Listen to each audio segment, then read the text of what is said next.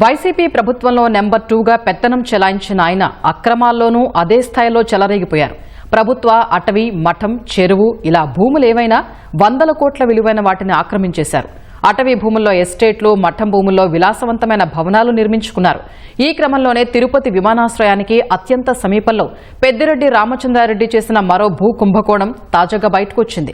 ఏకంగా 100 కోట్లకు పైగా విలువైన 27.70 ఎకరాల ప్రభుత్వ భూమిని తన భార్య స్వర్ణలత పేరు మీద పెద్దిరెడ్డి రిజిస్ట్రేషన్ చేయించేశారు. ఇందుకు నకిలీ పత్రాలు సృష్టించారని రాష్ట్ర ఫోరెన్సిక్ ప్రయోగశాల నిర్ధారించింది. దీంతో గత నెలలోనే కేసు నమోదు కాగా పెద్దిరెడ్డికి సహకరించిన 11 మంది అధికారులపై చర్యలకు రంగం సిద్ధమైంది.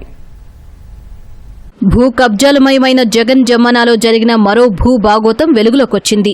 మాజీ మంత్రి పెద్దిరెడ్డి రామచంద్రారెడ్డి తన అధికార బలంతో ఇష్టారీతిగా చెలరేగిపోయి ప్రభుత్వ భూమిని తన భార్య పేరిట రిజిస్ట్రేషన్ చేయించుకున్నారు. తిరుపతి విమానాశ్రయానికి అత్యంత సమీపంలో పెద్దిరెడ్డి చేసిన ఈ భూ అక్రమాలకు నాటి అధికారులు సహకరించారు. 6 మాజీ సైనికులకు 2004-8 మధ్య ప్రభుత్వం ఆ భూముల్ని అసైన్ చేసినట్టు నకిలీ పత్రాలు సృష్టించారు. వారి నుంచి ఆ భూములు కొన్నట్టుగా చూపి వాటిని వ్యవసాయేతర అవసరాలకు వాడేలా భూ వినియోగ మార్పిడి చేయించేశారు. 27.70 ఎకరాలు తనవేనని, వాటి విలువ 5,25,00,000 రూపాయలని ఏకంగా 2024 ఎన్నికల అఫిడవిట్లో పెద్దిరెడ్డి దర్జాగా పేర్కొన్నారు. ఏర్పేడు మండలం వికృతమాల గ్రామ పరిధిలోని 524/1, 533, 534, 535, 536/1, 537, 537/1 సర్వే నంబర్లలో 27.70 ఎకరాల భూమిని 2004, 2006, 2007, 2008 సంవత్సరాలలో 6 మాజీ సైనికులకు ప్రభుత్వం అసైన్ చేసినట్టుగా నకిలీ పత్రాలు సృష్టించారు. కానీ 2022 వరకు అవి వెబ్లాండ్లో నమోదే కాలేదు. 2022 మార్చి 29న ఆ సర్వే నంబర్లను వెబ్లాండ్లో నమోదు చేశారు. 2 రోజులకే మార్చి 31న రిజిస్ట్రేషన్ కోసం తొట్టంబేడు సబ్ రిజిస్ట్రార్ కార్యాలయంలో దరఖాస్తు చేశారు. ఏప్రిల్ 30న రిజిస్ట్రేషన్, సెప్టెంబర్ 22న మ్యూటేషన్ చేసేశారు. పెద్దిరెడ్డి ఆజ్ఞాపించడమే ఆలస్యం. మెరుపు వేగంతో నాటి అధికారులు స్పందించారు. ఆ భూములపై ఏమైనా అభ్యంతరాలు ఉన్నాయేమో చెప్పాలంటూ తొట్టంబేడు సబ్ రిజిస్ట్రార్ 2022 ఏప్రిల్ 30న ఏర్పేడు తహసీల్దార్కు లేఖ రాశారు. క్షణం ఆలస్యం చేయకుండా అభ్యంతరాలేవీ లేవంటూ నాటి తహసీల్దార్ ప్రత్యుత్తరం ఇచ్చారు. ఆ భూముల్ని పెద్దిరెడ్డి భార్య పేరిట అదే రోజు సబ్ రిజిస్ట్రార్ రిజిస్ట్రేషన్ చేసేశారు. సామాన్యులను రోజులు, నెలలు తరబడి కార్యాలయాల చుట్టూ తిప్పించుకునే అధికారులు పెద్దిరెడ్డికి మాత్రం గంటల్లోనే ఈ ప్రక్రియ అంతా పూర్తి చేసేశారు. మాజీ సైనికులకు ప్రభుత్వం భూములు అసైన్ చేసినట్టుగా చెబుతున్న పత్రాలు నకిలీవని, రెవెన్యూ రికార్డులన్నీ తారుమారు చేశారని తాజాగా జిల్లా యంత్రాంగం నిర్ధారించింది. ఫోరెన్సిక్ సైన్స్ ప్రయోగశాల ఆ పత్రాలు నకిలీవని నిర్ధారించింది. మాజీ సైనికులకు ఇచ్చినట్టుగా చెబుతున్న డి పట్టాలకు సంబంధించి ఒకే అధికారి ఒకే రోజు జారీ చేసినట్టుగా ఉన్న పత్రాల్లోని సంతకాల్లో తేడా ఉంది. వికృతమాల గ్రామంలోని 19వ నంబర్ బ్లాకును సబ్ డివిజన్ చేసి 524/1, 533, 534, 535, 536/1, 537, 537/1 సర్వే నంబర్లను ఏర్పాటు చేయలేదు. 19వ బ్లాక్ నుంచి విభజించి కేటాయించిన సర్వే నంబర్ 505 మాత్రమే. మాజీ సైనికులకు కేటాయించినట్లుగా చెబుతున్న సర్వే నంబర్లు అడంగల్లో వేరే ఇంకుతో రాసినట్టుగా ఉంది. 2022 వరకు ఆ సర్వే నంబర్లను వెబ్లాండ్లో నమోదు చేయకపోవడంతో అడంగల్ను తారుమారు చేశారని జిల్లా అధికారులు నిర్ధారణకు వచ్చారు. 661B రిజిస్టర్లో మాజీ సైనికులకు కేటాయించినట్లు చెబుతున్న సర్వే నంబర్లకు సంబంధించిన పేజీలు కొత్తగా జత చేసినట్టు కనిపించడం అనుమానాలకు తావిస్తోంది. ఆ రిజిస్టర్లోని ఇతర పత్రాలతో పోల్చితే వాటి రంగు, నాణ్యత వేరుగా ఉన్నాయి. వాటికి ముందున్న ఖాతా నంబర్లలోని సంతకాల్ని ఈ పత్రాల్లో ఫోర్జరీ చేసినట్టుగా తెలుస్తోంది.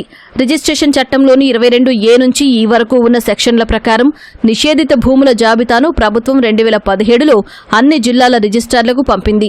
దానిలో సర్వే నంబర్ 524 ప్రస్తావన తప్ప మిగతా సర్వే నంబర్ల వివరాలు లేవు. 524కు సంబంధించి టి జయమ్మ పేరుతో ఉందే తప్ప పెద్దిరెడ్డి ముఠా సభ్యులు క్లెయిమ్ చేస్తున్నట్టుగా డి సుబ్రహ్మణ్యం అన్న పేరు లేదు. కాబట్టి 2017-18కి ముందు ఆ సర్వే నంబర్లు లేనేలేవని జిల్లా యంత్రాంగం నిర్ధారణకు వచ్చింది.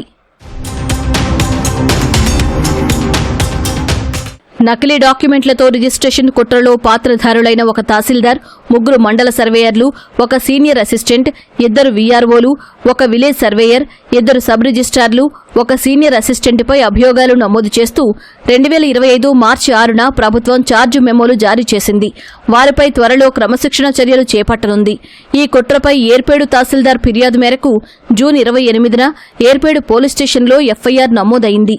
గుర్తు తెలియని వ్యక్తులు నకిలీ డీకేటీ పట్టాలు పుట్టించారని, గ్రామ రికార్డులు, మ్యాప్లకు సంబంధించి అసలు సర్వే నంబర్ 19లో ఆ సర్వే నంబర్లేవీ లేవని, అవి నకిలీ పత్రాలని ఫోరెన్సిక్ ప్రయోగశాల నిర్ధారించిందని ఫిర్యాదులో పేర్కొన్నారు. మాజీ సైనికోద్యోగులకు ప్రభుత్వం భూమి కేటాయించాలంటే జిల్లా సైనిక సంక్షేమాధికారి ద్వారానే దరఖాస్తు వెళ్లాలి. కానీ ఈ భూముల విషయంలో అలాంటి దాఖలాలు లేవు.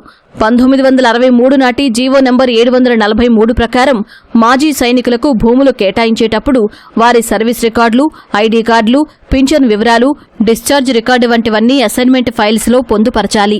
ఇక్కడ అవేవీ అందుబాటులో లేవు. మాజీ సైనికుల ఉపాధికి ప్రభుత్వం కేటాయించిన భూముల్ని 10 ఏళ్ల తర్వాతే విక్రయించుకునే వెసులుబాటు ఉంటుంది. అప్పుడు కూడా కలెక్టర్ నుంచి నిరభ్యంతర పత్రం తీసుకోవాలి. అలాంటి భూములపై ఉత్తర ప్రత్యుత్తరాలు, వివరణలు జిల్లా రిజిస్ట్రార్, కలెక్టర్ స్థాయిలో జరుగుతాయి. కానీ పెద్దిరెడ్డి విషయంలో సబ్ రిజిస్ట్రార్, తహసీల్దార్లు వారికి లేని అధికారాల్ని చేతుల్లోకి తీసేసుకుని నకిలీ పత్రాల్ని రిజిస్ట్రేషన్ చేసేశారు. నేరపూరిత కుట్రలో పాలు పంచుకున్నారు. పెద్దిరెడ్డి భార్య స్వర్ణలత పేరు మీద రిజిస్ట్రేషన్ చేయించుకున్న భూమిలో 15.10 ఎకరాల్ని జిల్లా యంత్రాంగం స్వాధీనం చేసుకుని బోర్డులు ఏర్పాటు చేసింది. దానిపై స్వర్ణలత హైకోర్టులో 3 రిట్ పిటిషన్లు దాఖలు చేశారు. విచారించిన కోర్టు యథాతథ స్థితి కొనసాగించాలని ఆదేశించింది. ఆ భూమిలో 12.60 ఎకరాలను ప్రభుత్వం స్వాధీనం చేసుకోకుండా ఉత్తర్వులు ఇవ్వాలంటూ ఉట్టి జయరామయ్య, కె రెడ్డమ్మ కోర్టులో పిటిషన్లు వేశారు. 524/1లో తనకు 2.25 ఎకరాల్ని ప్రభుత్వం అసైన్ చేసిందని డి సుబ్రహ్మణ్యం చెబుతున్న భూముల్ని 2022 మార్చి 29న నిషిద్ధ జాబితా నుంచి తొలగిస్తూ అప్పటి కలెక్టర్ ఉత్తర్వులు జారీ చేశారు. ఆ భూములకు సంబంధించిన డీకేటీ ఫైల్స్ అందుబాటులో లేవు. ప్రభుత్వం 2017లో జిల్లా రిజిస్ట్రార్లకు పంపిన నిషిద్ధ భూముల జాబితాలో 524/1 సర్వే నంబర్కు సంబంధించి టి జయమ్మ పేరు ఉంది. దీని వెనుక ఉన్న మతలబేంటన్న ప్రశ్న వినిపిస్తోంది. అప్పటి జిల్లా కలెక్టర్ ఏ ప్రాతిపదికన నిషిద్ధ జాబితా నుంచి తొలగించారన్న అంశంపైన దర్యాప్తు జరుగుతోంది.